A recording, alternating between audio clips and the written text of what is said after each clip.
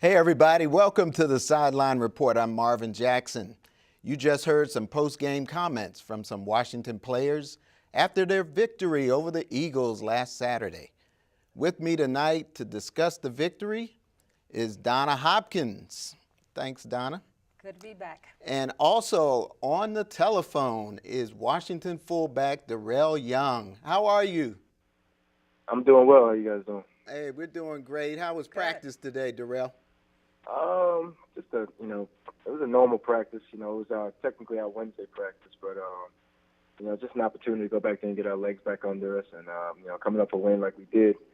Everyone's excited. It's a different week. Too bad we're not playing for a playoff berth right now, but as a competitor, you show up to work and try to do your job.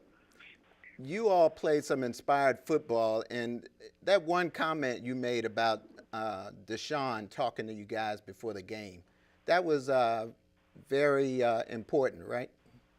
I mean, it was important, but it's going back to a couple of weeks ago when you guys, I think it was before the bye week or after, I don't really remember, when everyone made a big deal about him standing up in front of the team. Like I said, I only known the guy 6 months, and I know he makes plays in the NFL, so I'm still trying to learn what type of character he has. But for him to get up and stand up in front of a bunch of people that he barely knows, I mean, says a lot about who he is and where we're trying to go with this thing, and that's why Jay brought him in, and I knew as soon as he became a free agent, teams were calling, trying to line him up, and we were fortunate enough to land the guy, and he's been a heck of a player for us this year.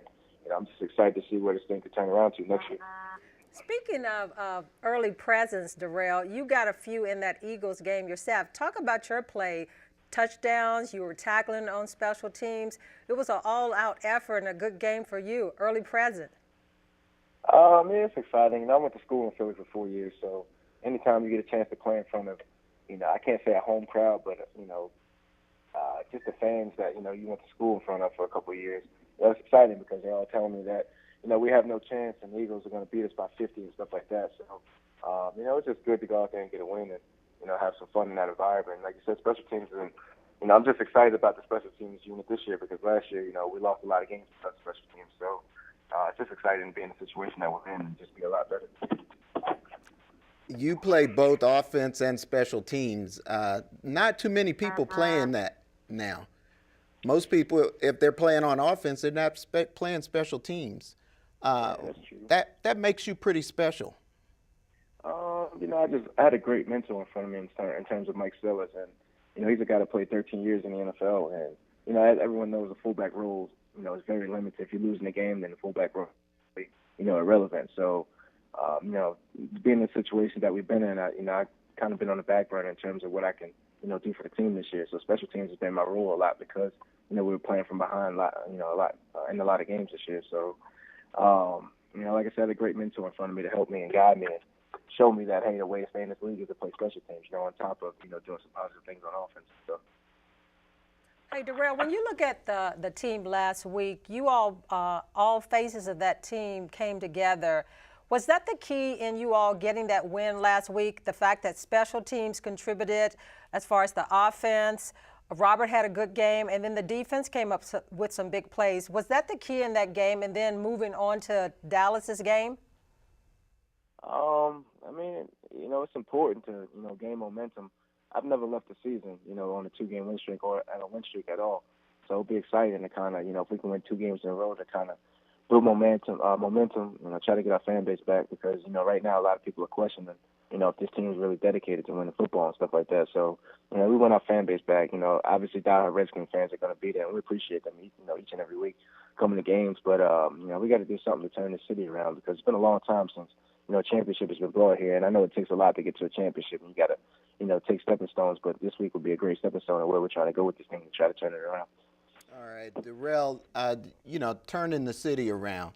You are doing a lot of work in this city, community work, and you just got the award, the Walter Payton Award, for the Redskins organization. Talk about that and what that meant to you.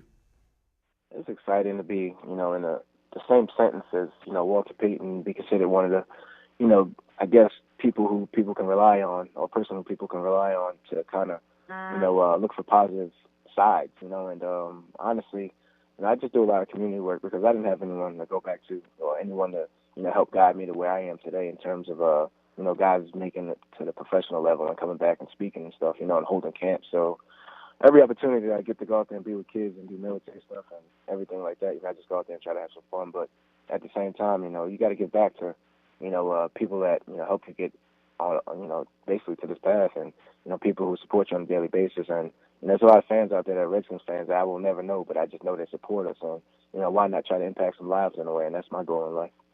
Thanks so much, and good luck and best wishes to you all this weekend. Beat Dallas. Against Dallas. Beat Dallas. Thank This you. is Dallas week, man. Thank you.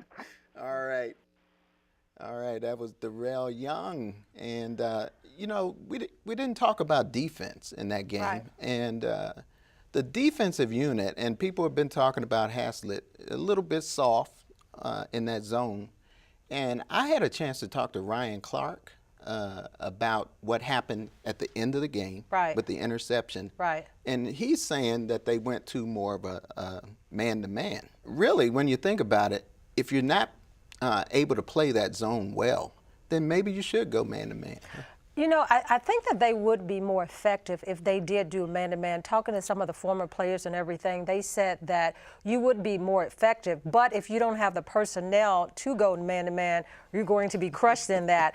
And then you think about it. You look up front. If the pressure isn't up front, it's going to be hard to go man-to-man because you're getting the Barry Cofields and the Stephen Bowen is just coming back starting to play. And then Hatchard, if you had him in there, he's been injured. So if they can get that pressure up front, I think it would be more beneficial that the secondary wouldn't be exposed. But I'm trying to figure out why they didn't go man-to-man more. Yeah, because I think they would be more effective there. Cover 2 and cover 3 isn't working this year. They've been getting burned. Right. but Breland, he's a keeper, right? He's starting to come around. You know what? He has that attitude, that swagger. He's real cocky. Well, you need that to be a corner and everything. So I think that once he gets the more experience and everything, he's going to be a good one. I think Emerson fell off a little bit this year. I don't know what happened there, but if they could get both of them playing at that same level, they'll be much better. But I think the safety position is one that they've got to address. All right. Well, I tell you what, we're going to take a break here, and when we return, we're going to have a special feature on the Washington Cheerleader Ambassadors. And later, we'll discuss the upcoming Washington-Dallas game. So stay with us.